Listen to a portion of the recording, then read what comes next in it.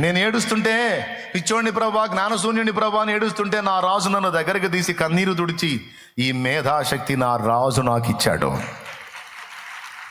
ఈరోజు రాజులు నా కాలు మొక్కుతున్నారంటే దానికి కారణం వాళ్ళు గొప్పతనం కాదు, వాళ్ళు గొప్పవాళ్ళే కాదు రా నాయన, నా దేవుడు నన్ను అలా చేశాడు. లేకపోతే వాళ్ళు నన్ను ఎందుకు పట్టించుకుంటారు? ఈరోజు నీకున్న ఉన్నత స్థానాన్ని బట్టి ఎవరైనా నిన్ను పొగడొచ్చు, గణపరచొచ్చు, నీకు బ్రహ్మరథం పట్టొచ్చు. ఏమీ అతిగతి లేని స్థితిలో కూడా నిన్ను ప్రేమించి నీకై ప్రాణం పెట్టిన రాజు నా యేసు రాజు. గొప్ప విషయం ఉండదు. చుట్టాలు వస్తే సన్నిధి ఎగ్గొడతాం మనం. వాడు ఎప్పుడు 6 సంవత్సరాలకు ఒకసారి కనపడేవాడు వచ్చి ఉరు రాకరాకొచ్చావు, ఈ పూట ఏం పోతాలే ఆగుతాలే అన్నది నిద్రమోహం వేసుకొని. వాడు 6 ఏళ్లకు ఒకసారి వచ్చాడు, కానీ నీకోసం ఇక్కడ యేసయ్య వచ్చి కూర్చున్నాడు. నా బిడ్డ వస్తుంది, నా బిడ్డ వస్తాడని. అవునా? ఎవరికి ప్రయారిటీ ఇవ్వాలి, ఎవరికి విలువ ఇవ్వాలి? ఏం ఎరుగున్నావు నువ్వు దేవుణ్ణి? నీకు తెలుసా? ప్రతి ఆదివారం వచ్చి కూర్చుంటాడు ఆయన.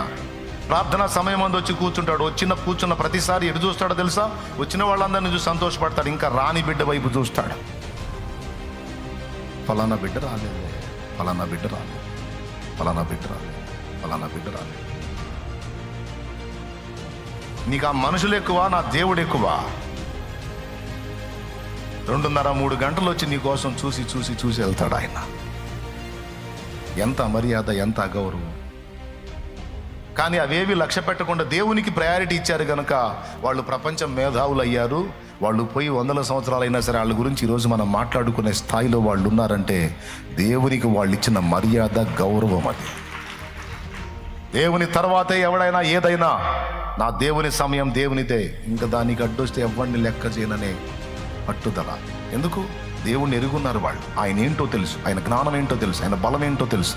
ఆయన తలుచుకుంటే గొర్రెలు కాసేవాడిని రాజుని చేయగలుగుతాడు, చక్రవర్తిని గట్టి తినే పశువుని కూడా చేయగలుగుతాడని వాళ్ళకి తెలుసు. హల్లెలూయా. ఏం చేస్తాడు ఆయన తలుచుకుంటే? గొర్రెలు కాసుకునేవాడిని సింహాసనం ఎక్కించగలడు. చక్రవర్తి అంటే తెలుసా? రాజుల మీద పైన చక్రవర్తి. ఆ రాజుల మీద పైన ఉన్న చక్రవర్తిని కూడా, నెబుకద్నెజర్ చక్రవర్తిని 7 ఏళ్ళు గడ్డి తినే పశువులా మార్చాడు. అది చేయగలడు, ఇది చేయగలడు. ఏదైనా చేయగల నా దేవుడు ప్రభు అని వారు ఎరిగారు.